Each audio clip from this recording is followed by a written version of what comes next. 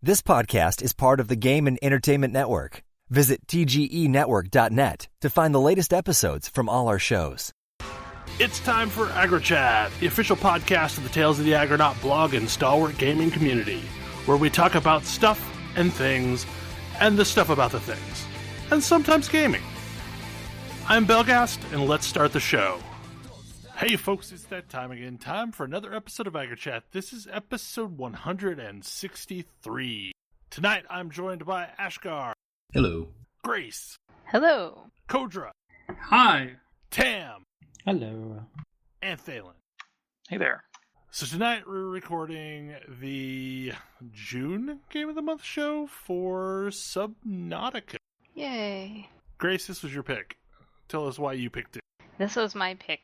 And I picked this game because it's beautiful and amazing, and it has been in early access for a very long time. I think it originally launched early access the end of 2014, beginning of 2015 maybe, and they've been adding almost monthly updates since then, so it's changed a lot. And since I had last played it, quite a few major changes have gone in, and so I wanted an excuse to play it again, but also I wanted to have you guys play it with me and get your opinions on it, because I think it's a pretty different kind of game than we've played for a game of the month. It's basically an exploration survival game, and I love it to pieces, and I wanted to see what you guys thought of it. Sweet. So, how far does this game go? It's kind of where I'm at right now. Like, I feel like I've played probably 10 hours, and I feel like I'm still just scratching the surface, largely because I keep getting set back. Yeah, I think this game is a pretty deep rabbit hole, and more so now than the last time I played it. So one of the things that really struck me about picking this game back up again is that as they've gone in and added more stuff to it, made things more complicated, they've also made it harder to do some of the simple things, or they've forced you to do a bit more exploring to unlock things that were just available before when they were testing them, and that took a bit of getting used to. And so even though I put in quite a few hours for this playthrough, I still haven't unlocked or gotten the blueprints for quite a few things that I had been taking for granted the last time that I played. And the other thing is that they've added quite a bit of story elements. I mean, there's not a huge narrative here. You know, you've crashed on this planet and you have to survive, and there's, you know, some mystery there about how and why you crashed and what this planet is, and what happened to everybody else from your ship. But there's not like a huge complicated story, but they've definitely added a lot more pieces to give you information about what's going on in the world. So I think that was cool. Like, and they you may have noticed like beacons that distress equip and follow on from your heads up display, and you know, each of them will kind of lead you to an escape pod or a crashed piece of the crashed ship with some story and some useful tools or blueprints or resources.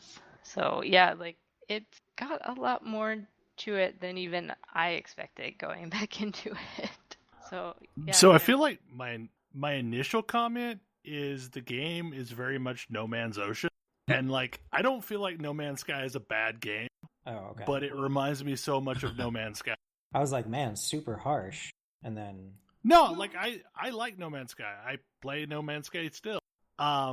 But it's the same sort of thing where, like, you're marooned in the world, and instead of, you know, running around and exploring and scanning wildlife on all these planets, you're doing it under siege.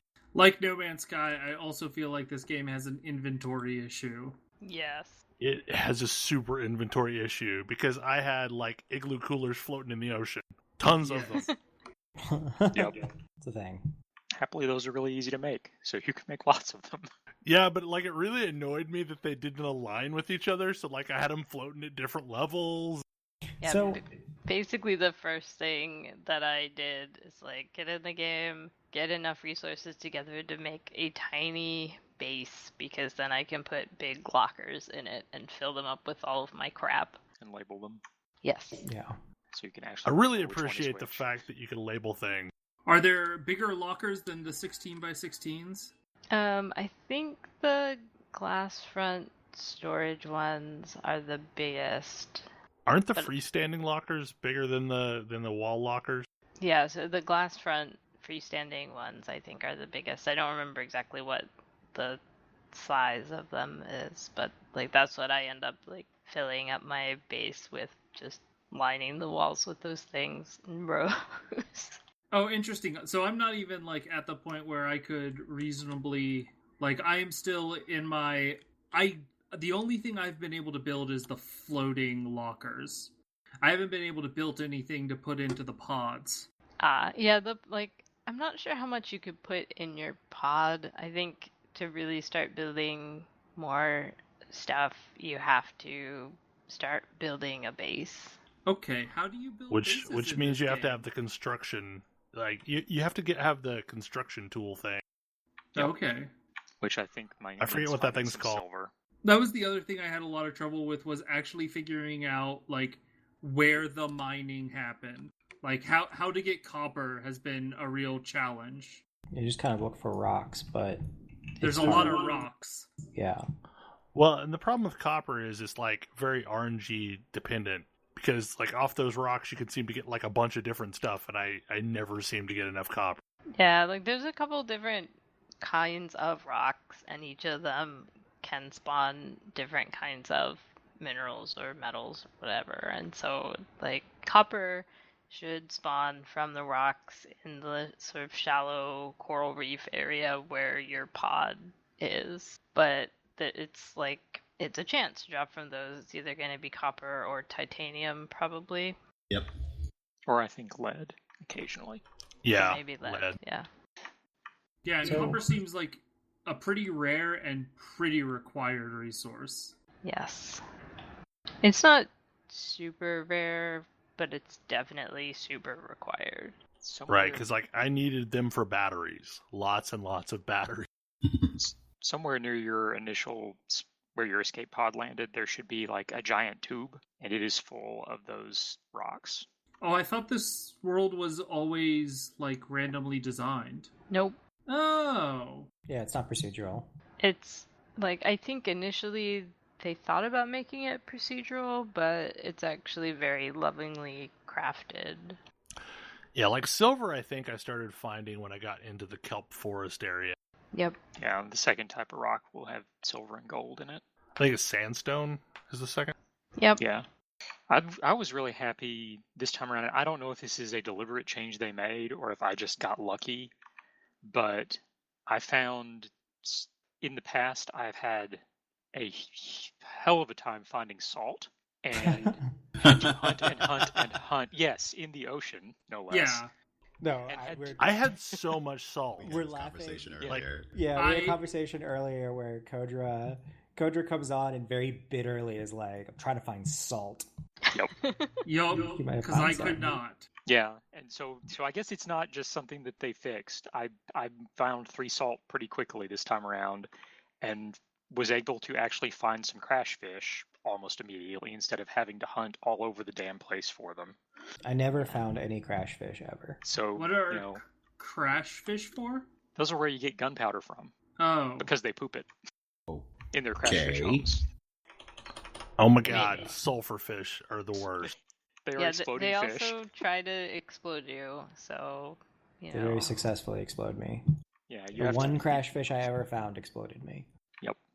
you look for tunnels and you look for little pods in the tunnels, and you get just close enough that the pod opens up and the fish comes zooming out, and then you swim like hell.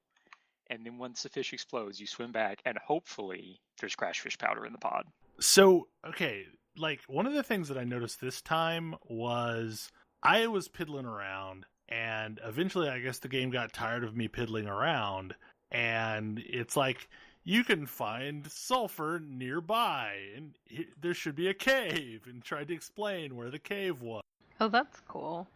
Yeah, like, I mean, and sure enough, like, if I followed its directions, there were plenty of crash fish. Like, I feel like I basically got ahead of myself because I went in with my knowledge of what the game was like the last time I played it, and then, like, I kept expecting to be able to do things, and I couldn't yet. So, like, I wanted to make modifications to my sea moth. I wanted to make, like, a moon pool so that I could recharge things, and, like, no, all of that stuff is now much more, it's not gated, but it's just hidden. Like, you have to really go and explore different kinds of environments and find some of the different crash sites to find the fragments to be able to learn all those recipes. Yeah, That's the thing that confused me the most. I found all 3 fragments of the sea moth, but, like, I could not seem to craft it, period. Like, it didn't even show up in my fabricator. So you have to make the sea moth, you have to make the vehicle bay first, and then you can craft the vehicle from the vehicle bay. Okay, yeah, because, like, I made a very rudimentary base just so I could have some lockers, but I never got any of the expanded patterns for the base. So, like, all I could make were tunnels. Yeah, I don't know. Like, I don't know what opened up some of those things. Oh, I know what it was. So I got a distress beacon and followed it, and it actually sent me to one of the islands. And on the island were a bunch of pieces of habitat that I could scan and then learn how to make. And also potatoes that I could then take back and grow. Like, that to me has been one of the best changes also, is that I no longer have to just, like, constantly swim around and make sure I'm catching plenty of fish and take them back and salt them and whatever. Like, now I can build a little garden inside of each of my habitats and fill it up with whatever I can find and be able to grow food instead of having to hunt for food. I will say the bitter irony for me here is I am dying of thirst all of the time out here. Yeah. You need bleach. Or you need to catch those little bubble fish. Yeah, bladderfish. Oh man, those fish are the best. Yep. Bladderfish turn into bottled water. Yeah, I caught like 30 of them.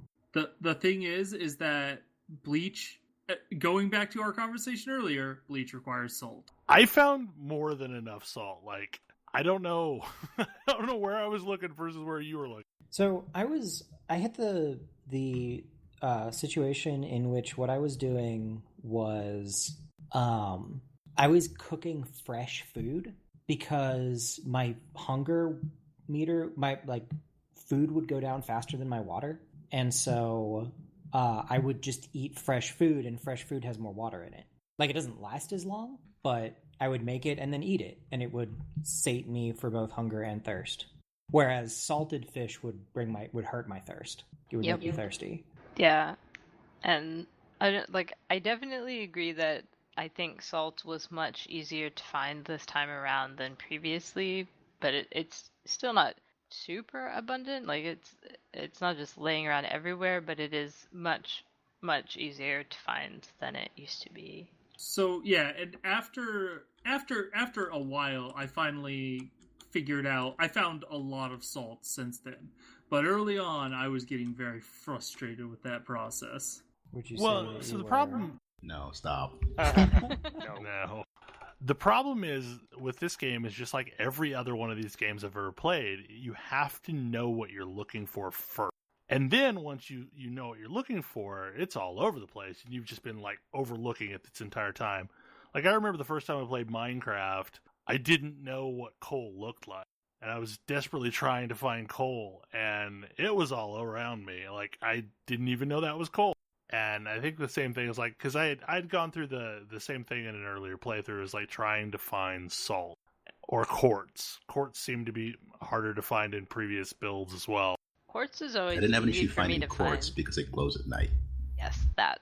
See, like, okay, this is the point at which I'm going to talk about my problem with this game that I have to get past. Like, for whatever reason, I have, like, a fear of the ocean. And this game triggers me so much.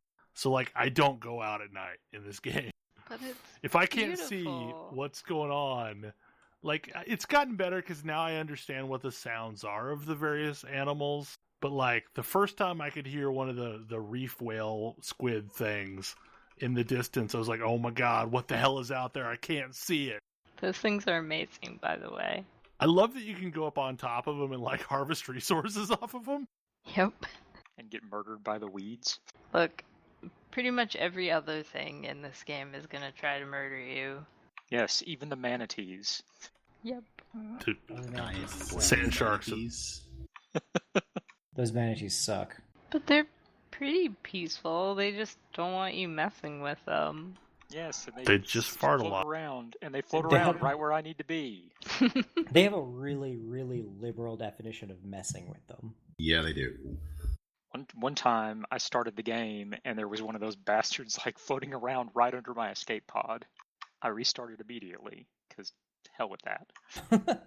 So one thing that happened to me this time, and I don't know whether it was a bug or intentional, is that my initial escape pod floated away. Like, I don't know where it is. It'll do that if you don't repair it. Ah, well, whoops. Yeah, no, like if you don't repair your escape pod to full repair, like the entire time it's unrepaired, it's floating freely.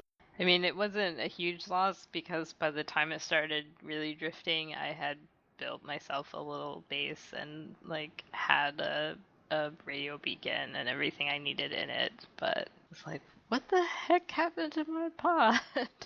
So I went into this game fully expecting to not like it because because my understanding was this is underwater Minecraft and It's a lot prettier than Minecraft. it is a lot prettier than Minecraft. But It like doesn't require a wiki to get started like Minecraft. well, I mean, I don't know if I've talked on this show before about why I don't like Minecraft. Like, I think Minecraft is a great game that I personally don't enjoy playing because it feels like work. And I don't know if this is different because it hasn't, like, because I do different work now or because it just feels different. But it felt different to me. And I have a hard time quantifying that.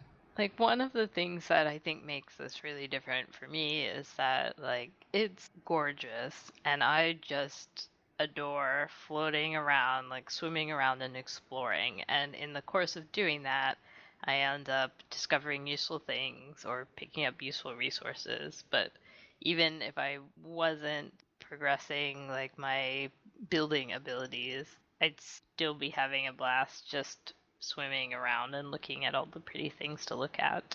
Yeah, I mean that's definitely not me. Like, I'm super goal oriented, and I appreciate the flowers that I pass and smell while I'm on my way to my next goal. But I don't usually, like, if I don't feel like there's some reason for me to wander off in a particular direction, I usually don't. And didn't really here either. Although I did go up on deck to watch the big ship explode. That was cool. Also gave me cancer and I died. Need to be underwater. Radiation's not so healthy. No. It was a really pretty explosion though. So did anybody else actually use the listen to the distress calls and follow any of the beacons? So I couldn't Yeah. find any of them. yeah, I did. They just happen randomly. Like you'll get a message saying there's a transmission, and then you go back into your pod, or if you've built a base with a radio in it already, like you then listen to it, and it gives you an equipable item, and that's a beacon that you can then follow. I think you can have 2 equipped at once. Yeah. Yeah, or something else in that slot. Like, I have a thermometer instead, but yeah. At least the early ones pretty much all lead you to other escape pods. With some kind of blueprint. Yep. Yeah. And, and holes in the sides and stuff. One leads you I to ended an up, escape pod populated by people that died of radiation poisoning because they don't know how zippers work. I ended up going to the ship before it blew up, and man, there's a treasure trove of stuff lying in the wreckage just outside of that ship. Like there were a bunch of like half-crashed pieces of the ship, and there were like chests inside of it, and like I got 3 power cells in it. That was the first place I went, and well, there's a lot of radiation over there, by the way. Yeah, the ship and its surrounding environment are full of really useful stuff. Like, I made a concerted push today, actually, to explore the Aurora, because I hadn't done it yet in this playthrough. And that had also changed a bit since the last time I played it. So I used to be able to get inside from basically a hole in the side without any real special abilities or items. And now you basically have to have a couple of pieces of equipment in order to move stuff around and put out fires and things to be able to get inside. But man, there's like tons of batteries and power cells, food and water, motivational posters, like a bar, all kinds of good stuff inside that ship. I'm guessing I would need to get a lead-lined suit before I could go in there. Yeah. Yeah, but that's really easy to make. Well, if you can get 2 pieces of lead. I found so much lead. I just took medication until I ran out of medication. And then I got cancer and died, which you may be detecting a theme. The many deaths of Tan. Oh, yeah. Well, I mean, the many deaths to things that aren't fish. Like, fish were the least of my worries. Except for the one that blew up. Yeah, I mean, the one that blew up did murder me. But then, like, the rest of them did not murder me. But I definitely died from ambient radiation, except for one radioactive fish. Mostly I died from radiation. I ran into a radioactive fish and it followed me around and I died. I assume the radioactive fish are the ones that are like glowing green. Yeah. Because like I saw a bone shark that looked like that and I stayed the hell away. Also, Leviathan class monsters are terrifying. Oh, those things those things are really big. Those things still scare me. This was like a school of little glowing fish, but they started following me around, which is not awesome because they're radioactive. I have to say, I really like the underwater volcano. Oh yeah, and like apparently there's like a whole area of sort of volcanic activity, but I hadn't actually found it this time around. Like they definitely moved some things around and changed some of the zones a little bit too, which is good because it really pretty much felt like playing a new game when I started it up. Like I vaguely knew where some things were and I vaguely knew what I wanted to do, but I didn't know how to do that. But I think so that's another thing this game did that surprised me, which is that at some point it grew a sense of humor. Like there's enough little pieces of the world and enough little information coming in from your computer and things that the commentary from the computer was really funny. Well, the distress, like the commentary from the salvage ship is pretty great. Oh yeah, the one that's gonna come and try to rescue you. Yeah, and they're really salty about having to come out of the way to try and rescue you. They're salty at first, and then they're like really embarrassed when they realize how bad it is. Yeah, and then they leave the mic open, and you hear that it's like only like a 6-seater ship. Yeah, I didn't think that was them leaving the mic open. I thought that was them just being like, "Listen, we aren't going to be able to really do much. We'll do what we can." Oh no, I got the impression because like the voice changed, like they're walking away from the mic.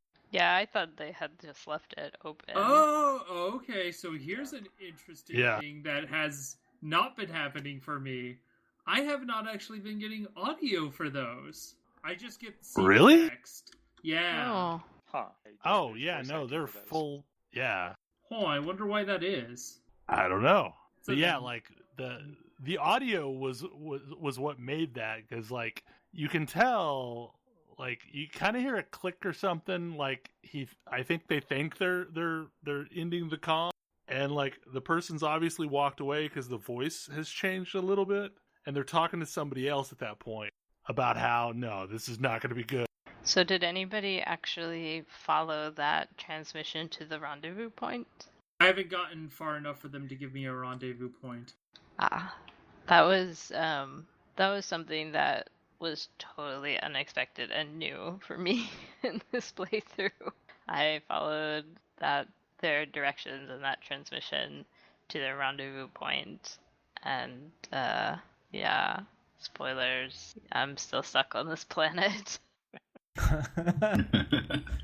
Did things not fare so well for them either? No, I don't know if you guys intend to continue playing, or want me to talk about it, but it was actually one of the coolest moments that happened to me in this playthrough because I would say go ahead and talk about it. This is the game of the month so we're spoiling it. All right, so I followed that, and it leads you to an island. And as you come up on it, you suddenly realize that this island has a gigantic alien tower on it. Oh. Like, it was kind of crazy.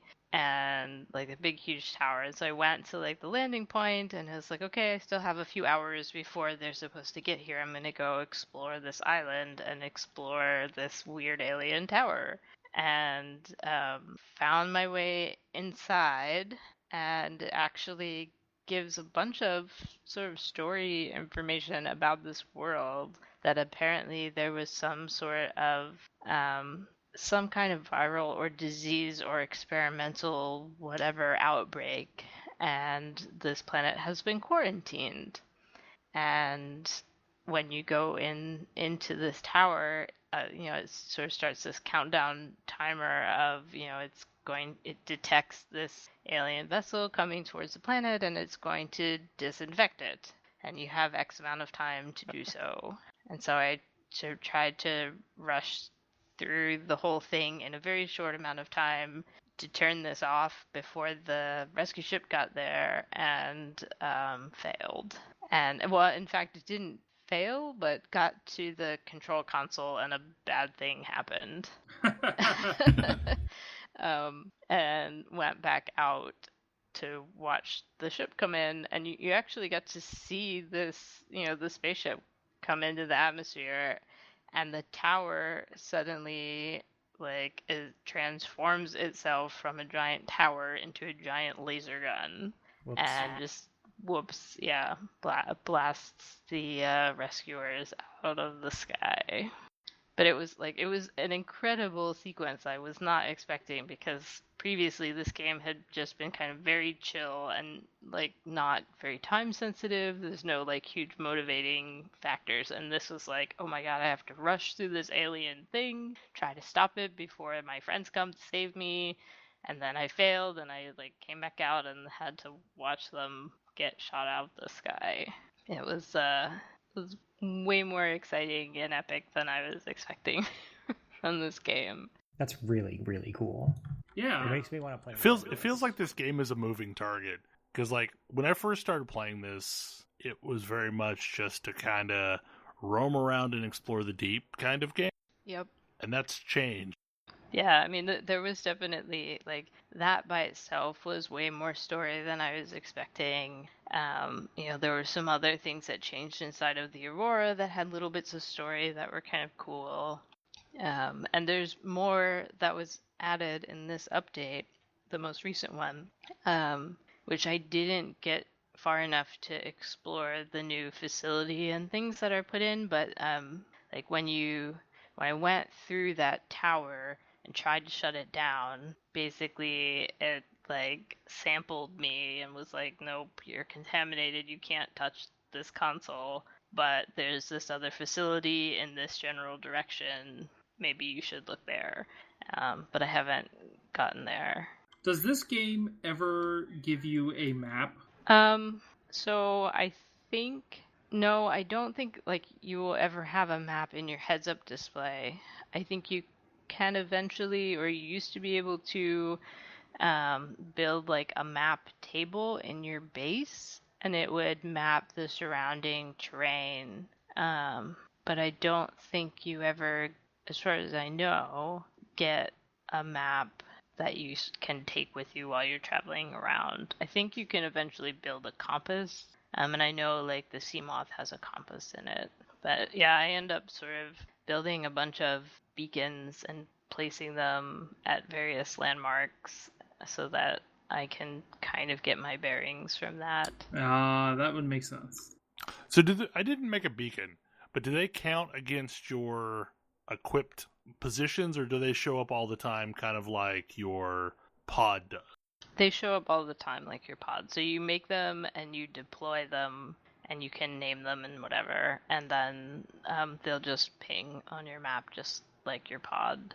And your vehicles will all do that as well, like when you build a Seamoth or if you build a Cyclops, like they'll show up.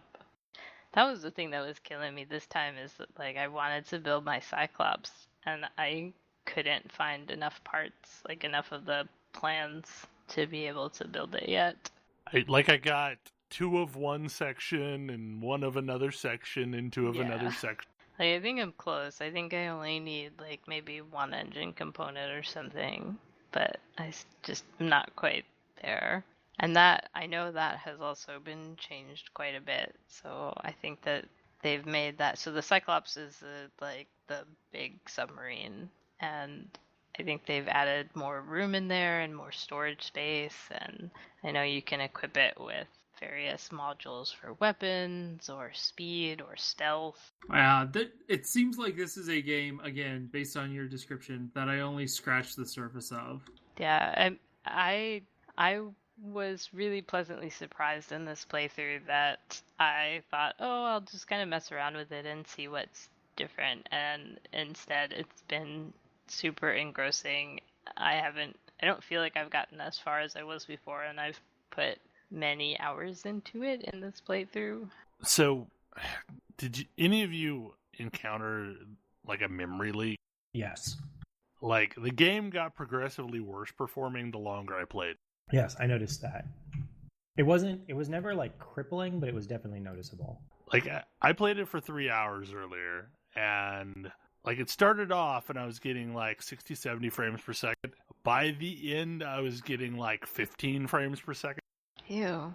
And every time I moved somewhere, it just was like kept getting worse. Yeah, there's definitely some kind of optimization thing going on. So I'm wondering if you can eventually outfit your Cyclops to go Leviathan hunting. Yeah, I don't know. I mean, I know that it's possible to kill most of the other critters. Like, every time I get even remotely close to one of those Leviathans, I just want nope. And that's, like, I think it's still in, but there's this whole other aspect of the game of, like, scanning all of the different kinds of creatures and life forms, and there's, I think, some kind of, like a genetic analysis module or some sort of thing where you can like grow creatures, or I don't even know. I know that you can farm lots of the different plants, both underwater and land plants, and I know that you can have aquaria and you can steal eggs from the bigger creatures and have them hatch inside your aquarium. Like, that's a whole nother level of stuff that I have not ever even touched.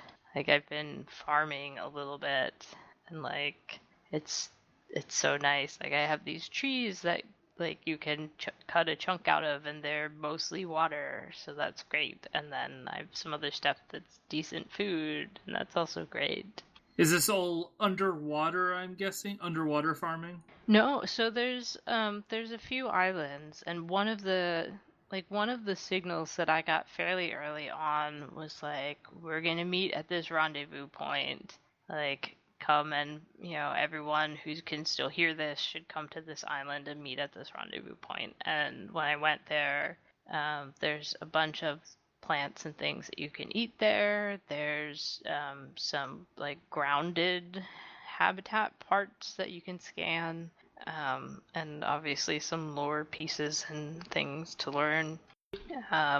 So that was where I discovered like, oh, there's these like potato things, and I can build a little garden bed inside of my underwater habitat and grow. So I'm growing like potatoes and a couple different kinds of trees. And then you can also put beds outside on the seafloor. And so there's a couple different kinds of edible underwater plants as well that now I can grow in those.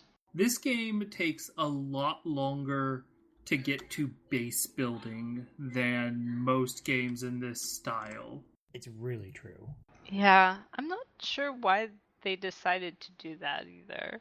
Like, I have spent a lot of time trying to get the bare necessities so that, like, I myself can get outfitted, and looking at the stuff it takes to start doing habitat building those are some pretty complex components, actually. Like, computer chip and battery. And computer chip requires, if I'm remembering correctly, a bunch of things that I have not seen yet. Well, you've almost certainly seen table coral. You just didn't realize you could do anything with it. But silver is Gold. difficult to find. Oh, gold. Well, gold and silver both come from the same place. So yeah. In either case. Actually, I have now gotten gold, so I can probably start doing that stuff, and I probably should. But yeah, table coral looks like what it sounds like. It's the round stuff that's growing up the side of things, and that's the other thing, like you can slice some things with the knife that you can't just harvest with your hands. So yeah. like getting the seaweed to turn into fiber and getting things like table coral, you have to slice it. Don't dawdle though, because that seaweed will rot. Yeah, stuff rots super fast in this game. Yeah, and then you have to throw it out, and then there's rotted seaweed just lying on the ocean floor for eternity, except it's just cubes. Good news, eventually you can make a bioreactor and you can throw all that rotting stuff in there. That was like the greatest moment this playthrough. Like I built a secondary base and it's in very deep water. It was like, shit, how am I gonna power this? And then I built a bioreactor and I threw all my decomposing crap into it, and it's wonderful. Hooray for recycling. And the best part is now that I can garden, I can just keep growing trees and stuff, and when I need more power, throw them in the chute. But yeah, there's a whole level of additional exploration and things that I had done previously that I couldn't do until really just today in this playthrough, because of the way that they've really hidden some of the plans and upgrades and things. So like I have my sea moth and it's great, but it can only go so deep, and it turns out that the module that you need to let it go deeper, you have to get it out of the wreck of the Aurora. And I was doing a little bit of homework because it was driving me crazy that I couldn't make the moon pool yet, and I think you basically have to be able to dive a bit deeper in the sea moth to get to some of the places where those fragments are. Yeah, I have not actually. I've only uncovered 2 of the 3 sea moth fragments. One of which I got from a beacon. Like it told me that like this pod had trouble with their sea moth, and you can go out there, and sitting there on the shelf beside the pod is like a sea moth fragment. So, did anybody else get to the point where they could make a sea moth? I did Found not. all the sea moth parts, but I couldn't make a vehicle bay. Aww. Yeah, that was where I was too.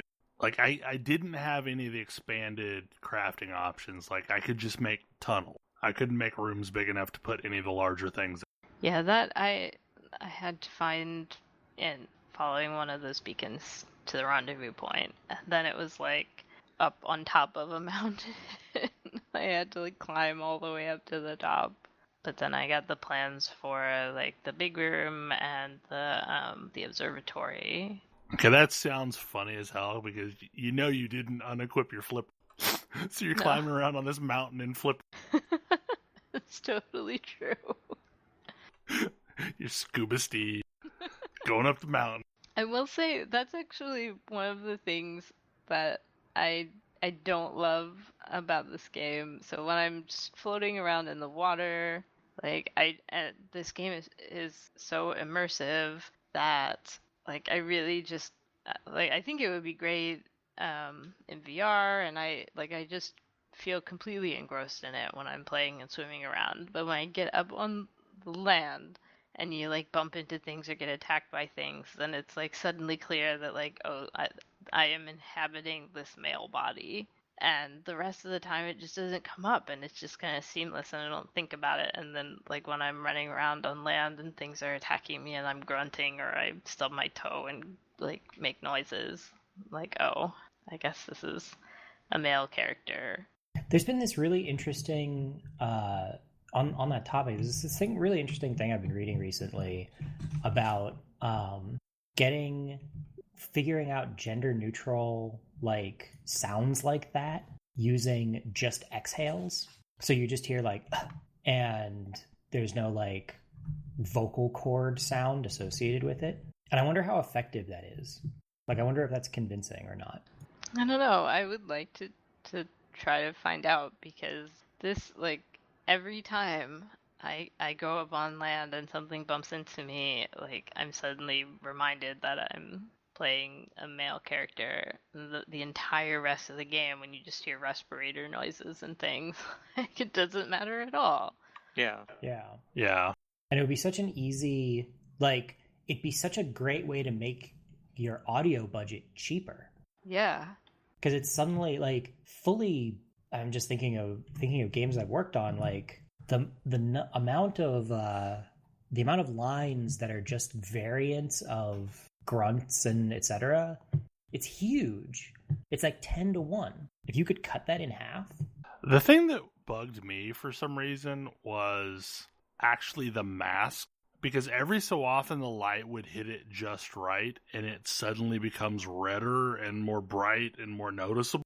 And after playing MMOs for as long, or just games in general, a red outline around your screen means you're in trouble. I also had this problem. Yeah. I also had this problem. It's like, oh god, what did I just do? Did something just did hit I me? aggro something? It's just funny how we're programmed to interpret certain things. I'm curious, is there a way to recharge the power of your equipment? Yes. Battery. So, you can, there's actually multiple things. So, your battery-powered equipment, you can make more batteries and put them in there. There's actually a battery charger that you can build. I found half of it. I have not found the whole thing. But there's also a power cell charger, and that I have built, thank goodness. So when I'm running around in my Seamoth, it burns through a power cell, and I have a spare one sitting in the charger, so I can go back and swap them out. It took me a while to realize that when you're holding, like if you're holding your scanner and it's out of battery, you have to hit the R button to reload it, and then you can shuffle through if you have batteries in your inventory and replace it. Okay. Yeah, I kind of got in the habit of carrying like an extra battery with me just in case. Yeah. Especially for the flashlight. That sounds like it's something that indicates there might at some point be a copper surplus. I haven't hit it yet. I mean, there's a lot of battery, like I raided the Aurora today, and I got, I want to say 4 or 5 power cells and enough batteries that I actually stopped picking them up. There's a lot of like pieces of wreckage on the bottom of the ocean floor that have like chests and just strewn across the landscape. And a lot of the times those will be batteries for whatever reason. I'm not complaining. So did anybody bother to make a air tube system to go somewhere? Nope. I noticed you could, but I did not. Like when I first played the game, I made one of those like a long time ago when I first bought the game, and it hasn't really felt like I needed it since. It didn't feel to me like it was worthwhile. Like I think there are some places where there's some tunnel systems and things where it might be more worthwhile because like the vehicles won't fit in them, and honestly like having the tubes as a guide rail to get in and out would probably be useful. I mean, you can make an item that, you know, is a dive reel, basically will also do that for you, but so I've thought of it, but I've never actually crafted that. It took me a little while this time to realize that I had to build a special component to stick on my habitat that would actually pump air. Yeah, because I got it built the first time, and it kept telling me that, you know, it's on, what, minimal life support or what? Yeah. So you have to have power and you have to have a pump for your air. I'm starting to build my first habitat, and again, this game has a lot of stuff, but it's like, I don't know how to build walls now. Like, I can build a habitat foundation, but like, how do I build walls around that foundation? You build tubes. Like, you don't get to build just like walls. You're stuck with prefab structures, and then you put together your base out of those. It's like a little hamster trail. Yeah, so like your first base is just going to be like a tube or two, and then some pieces joining them together. Yeah, make a tube, put a hatch on it, and you have your first base. And then spend the next couple hours running around farming metal scraps just so you can make some more stuff. I mean, I have a lot of titanium. That was what was in most of my igloo coolers. I wish some of that stuff stacked. That is the one thing that I feel... Well, that's the one thing that, like, No Man's Sky has. Like, both of them have inventory problems, but, like, at least some stuff stacks in No Man's Sky. Yeah, the very first thing I did was I was like, oh, hey, check out all these mushrooms, and picked up all the mushrooms, and I was like, you can't pick up any more. Yep. Yeah. I did that too. Oh, whoops. Oh, yeah, you just wasted all of your inventory space for one of the most common things ever. Yeah. I'm like, well, and it's kind of I definitely... your inventory. I have the Skyrim problem. Like, I need all these brooms. You also can't even eat those mushrooms. No, they're acid I mean, mushrooms. they're made of acid, No. so... That's why they're good for making batteries. They are not delicious. They do, in fact, taste like burning. One thing that's useful to note is that, like, if you want to have a stash of titanium around, you can just pull a bunch of those pieces of various, pieces of the ship, scrap metal, and just pile them up outside, and they should stay there, and then you can just grab them and turn them into titanium when you need it. Unless you have stalkers that wander near your ship. Oh, well, yeah. They will absolutely take them off. Yeah, but then you might get stalker teeth, so that's okay. It's true. You'll need those. I finally just built a stasis rifle today, so I can go hunt for stalker teeth if I really want to, but I mostly don't really want to. Yeah, I found out that my knife is not really effective against stalkers. Nope. No. I mean, the knife really isn't useful as a weapon. It is, just against a few specific things. Like, if you get leeches and things that attach to you, it's pretty good. Or like, if you go up on land, there's some horrible crab things, and it's pretty okay at murdering them. I'm guessing they're eventually become better weapons? Yeah, although they're not as weapony as you might think. So I think some of the vehicles have weapons. A lot of them are kind of defensive, so like electric pulses and things to deter stuff from trying to eat you. But there's stasis rifle basically makes a bubble that will stop things in their tracks for a little while, and so then you can kind of go to town on them with your knife while they're frozen. And there's like a attraction repulsion beam kind of weapon that you can use to grab things, move them around. And if you grab at least a small animal, I haven't tried on anything big, and then release it quickly, it will set it flying and turn it into goo. But I never, in any playthrough, felt like I was ever in a position to really go like, oh, now I'm the baddest thing on this planet and I'm going to go hunt everything. Like, no. Sand sharks still seem nightmarish. Also, speaking of nightmares, so with this update, the other thing that was terrifying, and I don't know whether it only happens when you're swimming around in a vehicle or whether any of you have experienced this, but like the vision? Yeah, like I was just like driving home from some exploring and got this creepy vision. Like, what are you? No. Yep, I had that happen when I was like in the kelp forest. Oh, I thought that was me dying of radiation. No, It's like something about thereafter. It was like something about remember your objective or... Oh, I died of radiation a lot sooner than it had time to say anything to me. I thought it was just like the final stages of me dying of radiation was like hallucinations. Well, like, I was swimming along happily, and then all of a sudden, just my screen went nuts, and, female voice said some words of dialogue. So I wasn't exactly sure what was going on there. Did you actually see anything? Because I saw something and it was terrifying. Yes, I saw like some kind of tentacled thing that looked like it was latching onto my head, and then it faded. Yeah, I mean that's so, like, the I don't know. animation that the Leviathans use when they grab onto your vessel. Like that thing appears to be a Leviathan, which sort of changes a lot of my opinions about the things that are trying to murder me in this game. So there was a Leviathan up close to the pod in my game. Like, shortly after the ship blew up, there was I forget what like a Reaper Leviathan or something along. I forget what it was called, but it was like a Reaper Leviathan, I think is what it was called, and it was like between the kelp forest and my pod, just hanging out there. Well, that's awful. And it was eating some stuff. Like, it seemed to largely ignore me. And I was like, oh, I'll try and scan this thing. And I never could get close enough to it to actually scan it. And it just kept getting bigger and bigger and bigger.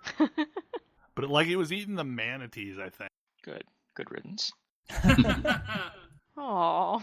Cuddly looking, and then they murder me with poison. Do not want. The ocean is a beautiful place that will constantly try to murder you.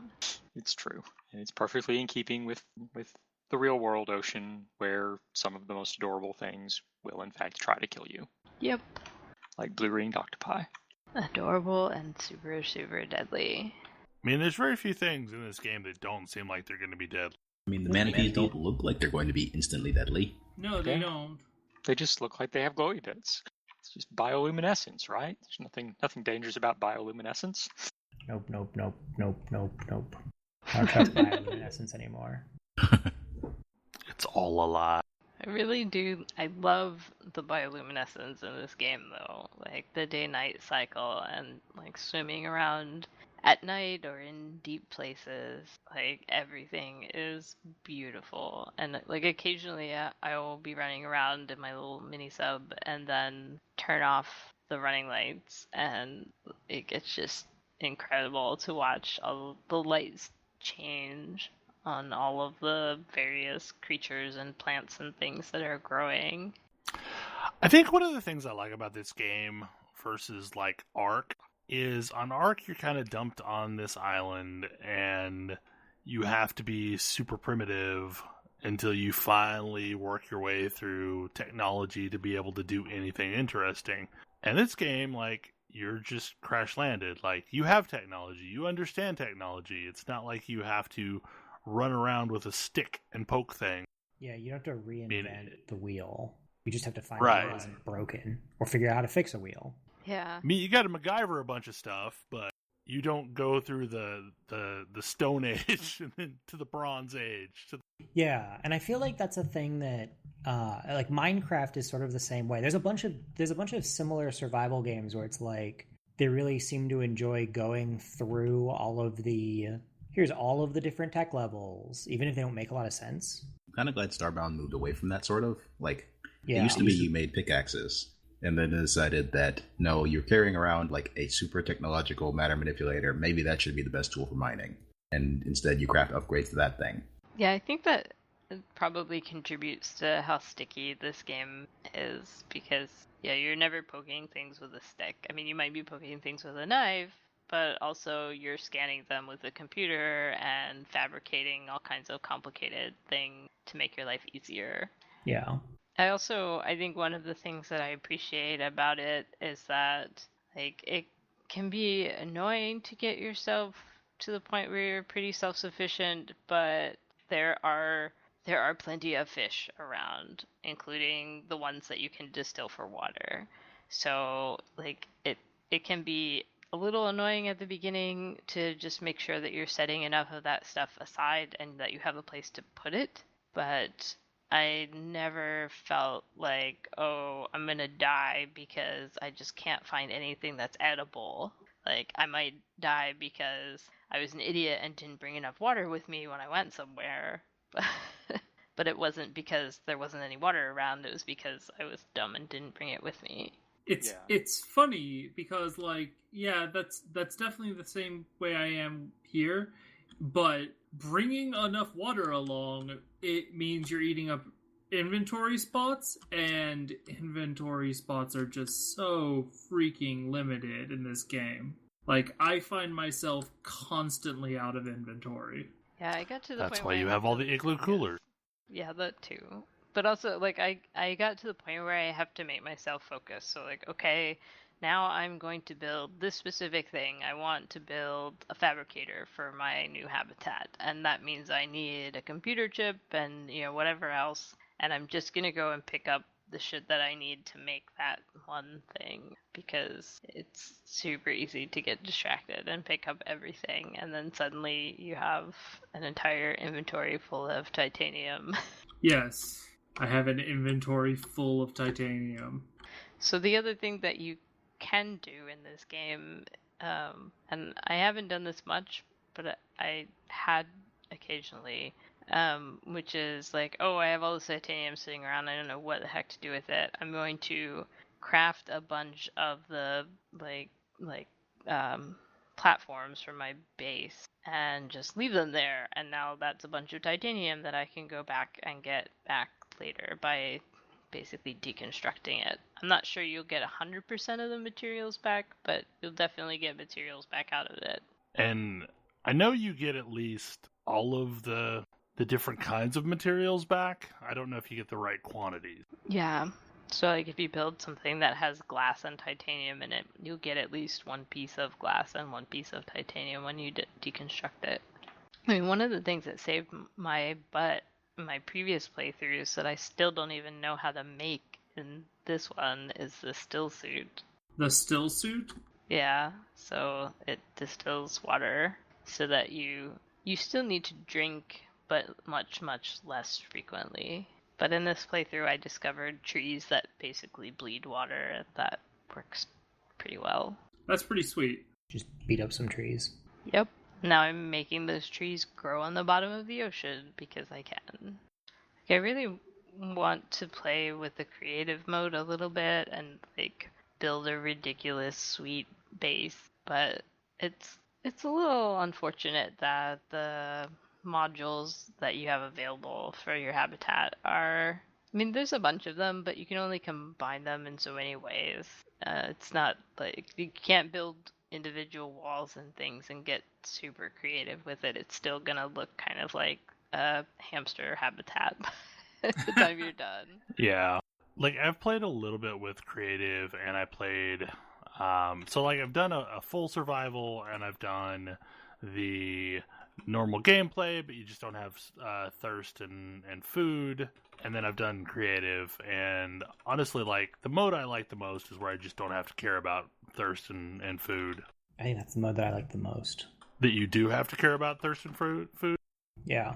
Yeah, I've only ever played on the normal mode where I have to care about hair and thirst and food. Like, it gives me motivation to do some things that I wouldn't bother with otherwise if I was in creative mode. So is there still a mode without food and water that still lets you have access to the story, or is it? Yeah. No, it's like basically it's the normal mode. You just don't have food and water. Like, you just don't have the starvation and thirst upkeep. But you still have oxygen. You still have oxygen. You still have limited resources, etc. You just don't deal with food and water. I am not the biggest fan of this whole survival exploration thing, so that's the mode I mostly played on. And did you? I mean, the feel normal like mode you is had enough fine. to do? Oh, Yes. yeah. I mean, I feel like it's much more goal-oriented in that way, because, like, when you're doing the thirst and food, your life becomes about maintenance, less than actually setting out to do something. Because, I played a lot of these games, and the ones that have a food and water type mechanic, my world is all about trying to make a sustainable environment, and I build that first. And once I reach that point of sustainability, then I go off and do things in the game. Like, I just don't try anything until I know for certain that I can get a steady supply of food and I can get a steady supply of water. and that I'm not going to die while going off and doing something else. So if a game allows me just to like bypass that, I do, because it's not a part of the game that I enjoy anyway. It's just busy work to me. I guess it's fair.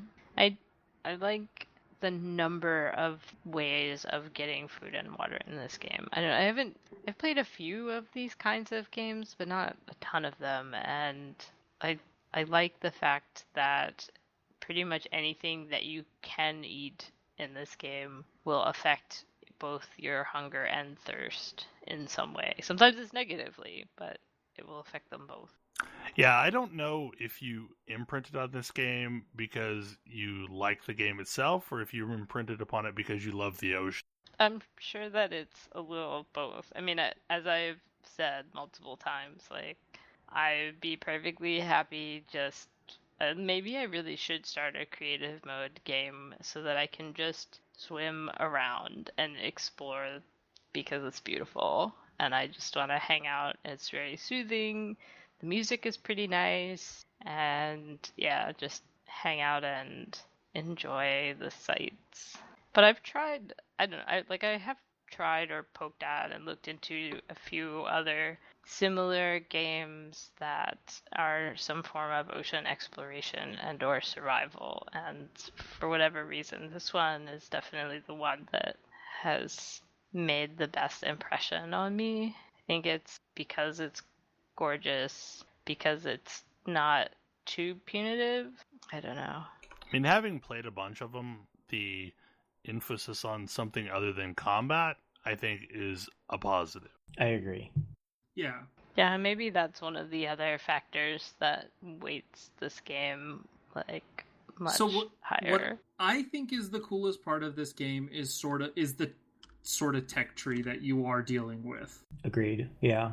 That's my favorite part as well. Like, here's some stuff that you can build, and building this stuff will allow you to build other stuffs. And it's and as we were commenting before, it's also, it isn't just about working your way up the like classic thing, the classic tech tree. There's other stuff going on. Like there's an interesting, it makes sense that I'm a high-tech person doing this thing.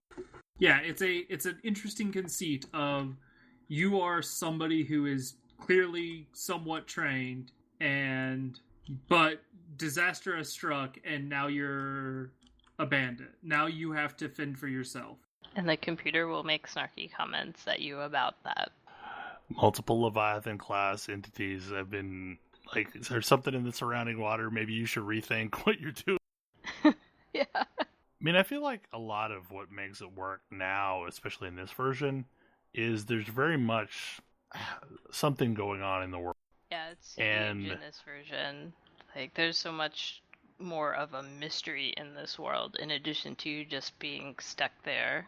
I mean, and that's the thing that this game has that No Man's Sky is missing, is there's really, like, there's the exploration aspect, but there's really no larger narrative happening. It's just go off, explore the world. I'd also point out, No Man's Sky doesn't let you really get to spend as much time with a world. Like, I mean, I guess you can, but it's always pushing you to keep moving forward. Well, like, I thoroughly explored all the planets that I had access to. Like, I would get basically all of the beacons off of one world before moving to the next one. So, like, I was never, like, I didn't give a shit about the end goal of getting to the center of the universe. Like, that didn't matter at all to me. So I spent a lot of time making sure I scanned everything on every planet that I encountered. And that's kind of what I'm doing here, is like looking for all the weird little hidden things on the ocean floor. What is this thing? Can I eat it? Will it stand still long enough for me to scan? Yeah. No, of course not. I mean, I'm super thankful that it lets you take those things in small chunks and eventually get to full scan on it. Yes, that's a good feature. That I don't have to chase down stupid fish constantly is really important to me. What is up with the eggs, by the way? So, eventually you can make aquaria, and if you drop an egg in it, it will hatch into a small version of whatever that egg happened to be from. So, like some creatures, obviously the fish that you can grab to eat, whatever you can grab with your hands, and you can put those right into a tank. But the bigger stuff, obviously you can't really catch it and drag it back. So you can grab an egg and bring it back that way. There may be more that you can do with the eggs, with some of the other, like, other biological scanning stuff, but I haven't ever gotten that far. But I have definitely, like, gotten a stalker egg and put it in my aquarium and had a tiny little stalker swimming around getting pissed off at me. Oh, that's something that I hadn't done in this playthrough that I had done before, which is, like, inside of my base, built basically an aquarium tank big enough for me to swim in, because why not? Can you move items once you've placed them in your base? You can deconstruct them and reconstruct them elsewhere. Well, I put that in the wrong spot then. I built a pair of tubes, and I put a locker at the end of that hallway, which means that I have cut myself off from further construction. Ah, yes. There are some things that will form a T-junction, but or you can also often build up from a tube and build above or below. Yeah, and you can also use your mouse scroll wheel to change the orientation of things. Good to know. Don't build too large too fast, though, or your base will start leaking. Yep. I need more foundations, right? Or reinforcement. Yeah. Yeah, just anything to keep your base's hit points positive. Which is kind of unfortunate because, like, some designs look really cool where you have stuff like cantilevered out, but that will absolutely hurt your overall base comp. Yeah, you just have to keep throwing reinforcements in when you can. And I assume, like, if you have a reinforcement in an area, you can't ever put, like, a hatch there. I think that's right. Because it seemed to occupy the same space as the hatch. Yeah. I'm looking at a bunch of pictures on the website of people's bases with, like, all these windows and observatories and things. Like, how is that not just leaking constantly? And they look amazing, but... I guess I have to say the game has matured so much from the first time I played. Because I think I technically played it before you had, Grace. It's possible. Like, I thought it looked amazing originally, and when it first went on to Steam Early Access, I think I picked up a copy and then piddled around with it for a little bit, and it kind of felt like it wasn't super detailed at that point. Yeah, I mean, I know at the point that I first picked it up, it didn't really have much of anything in the way of a story. It didn't have... I'm not even sure that the sea moth was in, that was like a brand new edition.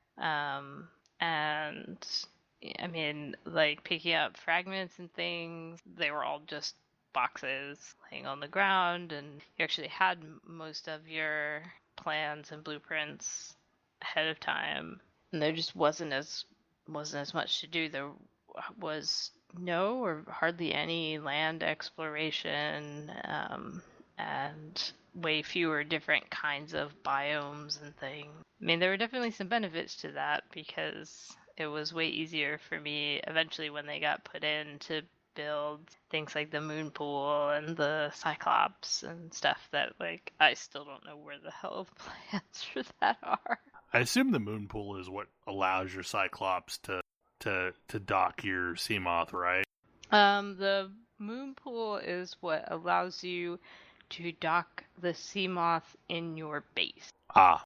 And basically you can put some stuff in there so that it will charge the power cells so that you don't have to take them out and recharge them separately.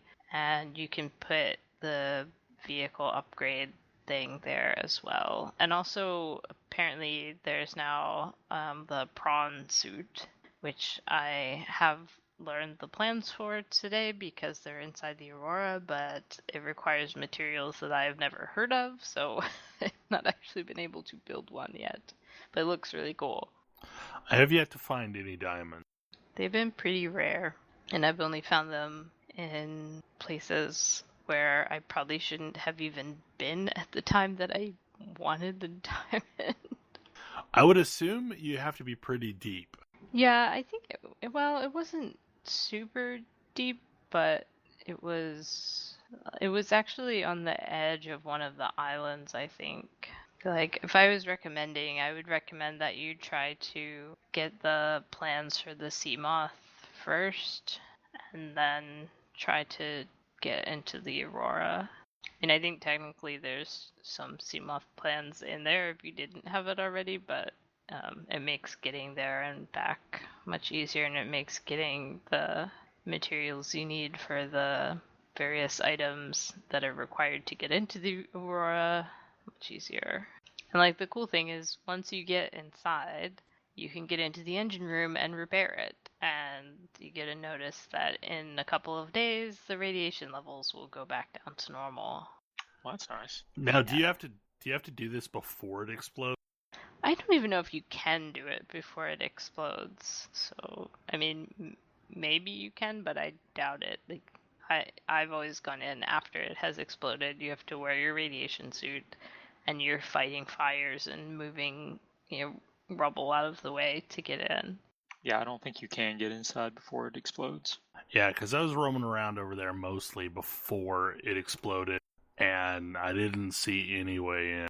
And they took out the side entrance, so now, like, if you're trying to get in after it's exploded, you have to basically go to the front end and, like, all the way around to where the nose would have been. And then there's a little ramp there that you can take up out of the water and start your exploring.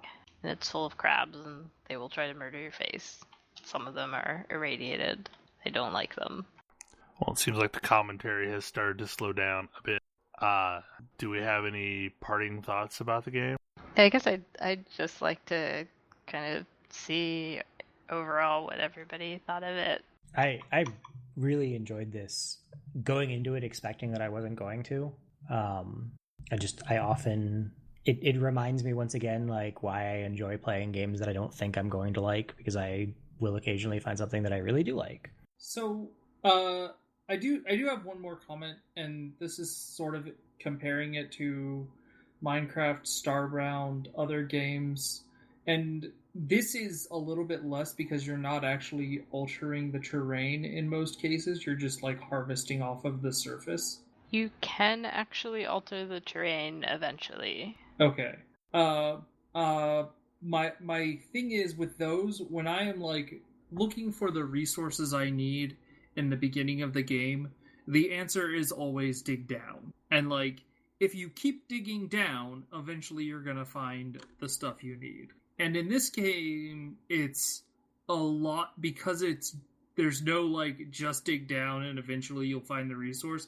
It's a lot more. It made me feel a lot more lost than any of those games did at the beginning of it. And it was really intimidating to get started with. And now that I'm a little bit further into it, it's a lot more enjoyable. But it does have a really big cliff to overcome at the beginning, I feel like. Yeah, I can definitely see that. And yeah, it dumps you right in without explaining what anything is, what you should be doing, what you should be looking for, and like, you just have to grope around until you run into some things that are useful. That was ultimately my big problem at first, and I mean, it took me starting over several times to kind of get the hang of what I was looking for. And mostly, it was hard to understand what I could and could not harvest. But over time, I figured out that, if I, bang things with this knife, I get them. Whereas I can't just pick it up with my hand. They did add a tutorial for that. Once you get the knife, it tells you to go cut some creep vines, which sort of indicates, hey, knives can be used for harvesting, which is a nice touch. Yeah, that's definitely useful information. It took me way too long to figure that out on my first playthrough. Well, the thing that was hard for me was to figure out how the hell I got the pieces of coral, like the ones from the big giant tubes. Oh, okay, yeah. which is, I don't remember what you need him for, but you need him for something early on. I mean, I play a lot of these games, and I think this is probably one of the better versions of this style of genre, of the go out and explore and do stuff in the world, mostly because, like, I kind of like the fact that it's combat light. Sure, there's stuff that's super dangerous, but in truth, you really shouldn't be messing with it.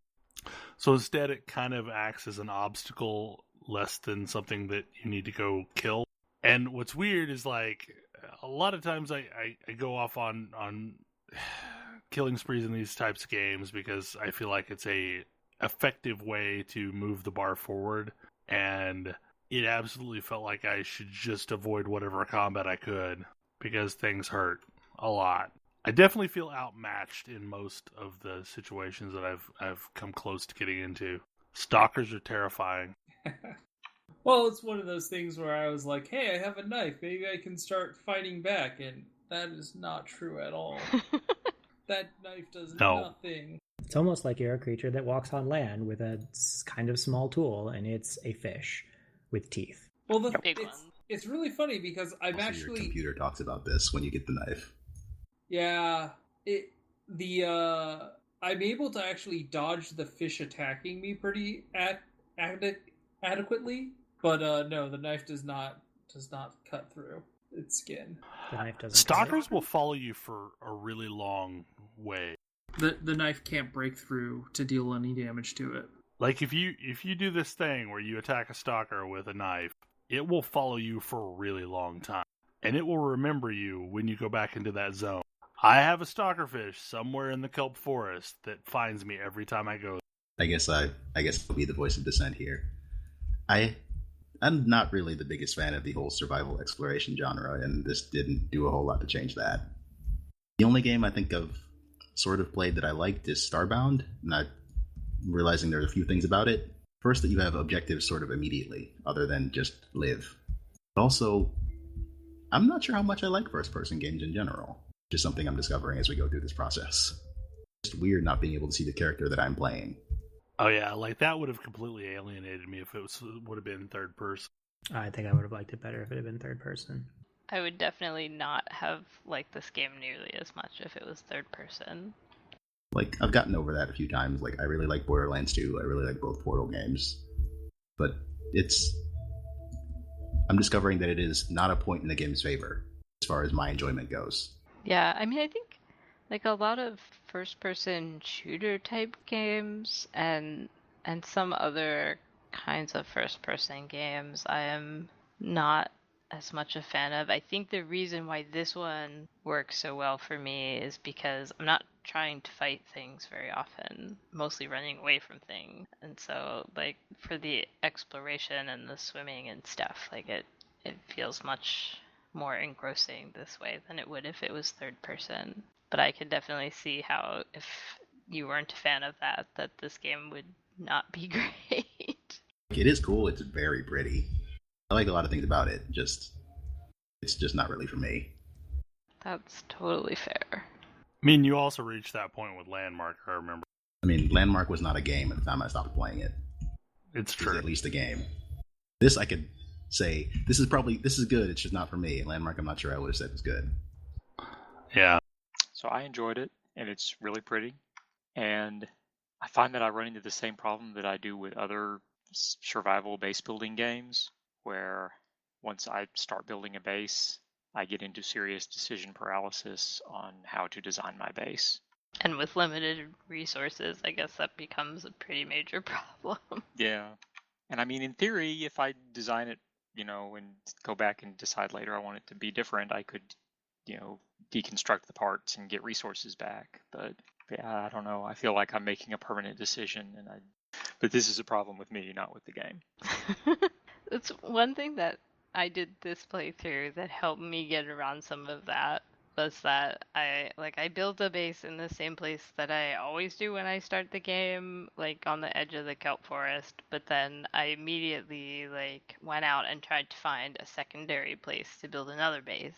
And, they're both kind of crappy at this point, but it kept me moving instead of just getting wrapped up in trying to make one awesome base and then never going anywhere, which is what definitely happened to me at least once.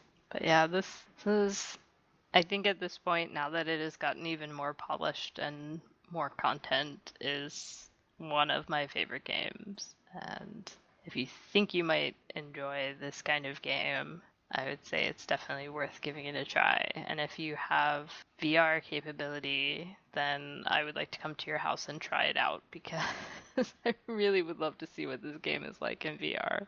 It's so pretty. It is a really pretty game, and I would play this in VR. I think it would work really well. What VR is it on VR or coming to VR? I think it is on VR. It supports VR now. Yeah, it asks you when you launch. For the Vive? Probably the Vive or the Rift or both. Yeah, it looks like it supports both. So, this was the June game of the month. What is the July game of the month? And I don't even remember whose it is. Stormblood? We didn't pick one for July. For an important Yeah, reason. basically. The July game of the month will be us spoiling the heck out of Stormblood. It's true. There's Which we are playing a lot of. It's true. I mean, and by the time that show rolls around, there'll be more to talk about. Yep. The raid will be out. Well, I, as always, would be really curious to find out if any of our listeners played along with us in Subnautica, and it'd be interesting to hear other opinions of the game. Though I feel like this is one of those ones that we got a decent representation of different opinions. Yeah, I like that.